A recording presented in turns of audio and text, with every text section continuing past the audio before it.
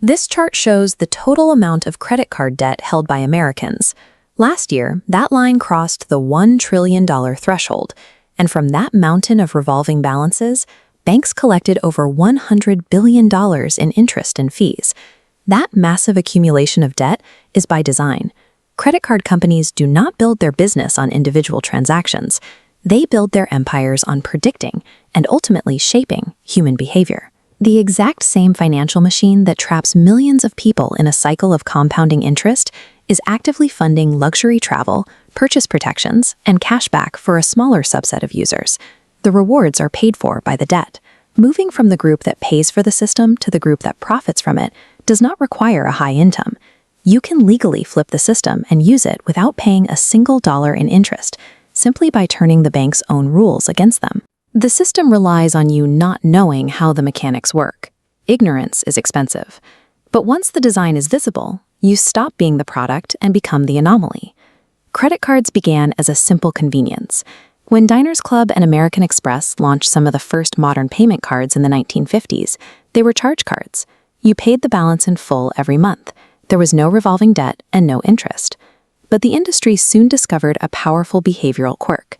When people pay with physical cash, it hurts. You physically hand over something valuable, and you immediately feel the loss of that resource. This diagram illustrates a concept called payment decoupling. With cash, the purchase and the pain happen at the exact same moment. But when you swipe a card, the purchase happens now, and the consequence is pushed weeks into the future. Your brain treats those two events completely differently. By separating the purchase from the pain, the friction of buying disappears. In controlled studies, researchers found people were willing to spend significantly more when paying with plastic. It felt easier, simply because the pain was delayed. Banks utilized the physical card to create distance between the transaction and the cost. That distance is the foundation of the profit engine. The behavioral trap was set, but it needed legal teeth. In 1978, a Supreme Court case called Marquette allowed national banks to charge customers the interest rate permitted in the bank's home state, regardless of where the customer actually lived. Shortly after, South Dakota eliminated its interest rate caps to attract financial institutions. Banks relocated their credit operations here. Interest ceilings disappeared, rates climbed, and penalty fees multiplied. The business model shifted entirely. Credit card companies stopped making their real money from responsible users who paid in full. They began relying almost entirely on people who carried debt month after month. This reliance birthed the minimum payment. The minimum payment is mathematically calculated to maximize the time it takes to pay off a balance. It is an engineered friction point, designed specifically to keep users trapped in compounding debt. The machine was complete. Human psychology triggered the initial spending. State policy enabled the uncapped pricing, and the math of minimum payments guaranteed the compounding profit. The banking industry has a specific term for users who bypass this profit engine. They call them deadbeats.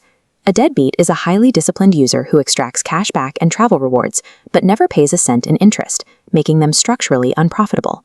Becoming a deadbeat requires exactly two rules. Rule number 1, never carry a balance. Not occasionally, not strategically, never. If you carry a balance, compounding interest immediately neutralizes any rewards you earned. Rule number 2, always pay the full statement balance. Do not pay the minimum and do not pay most of it.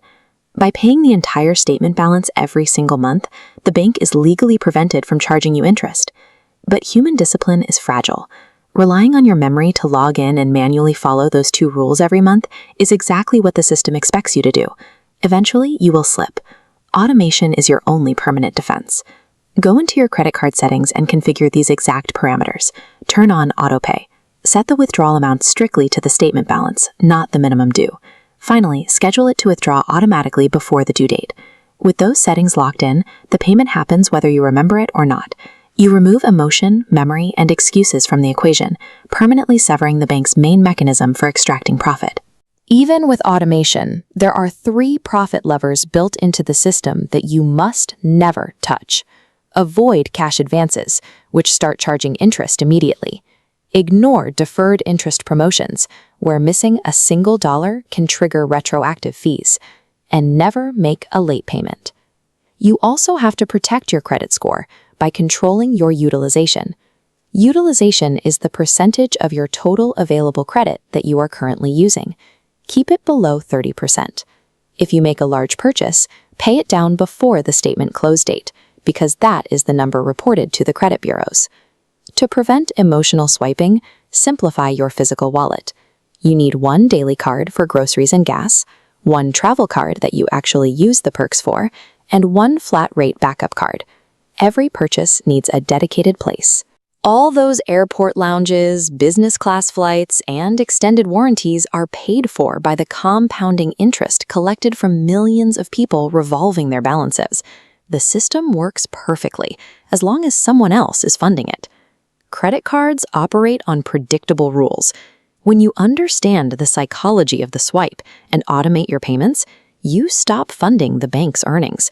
You exit the trap and function as the anomaly who wins the game.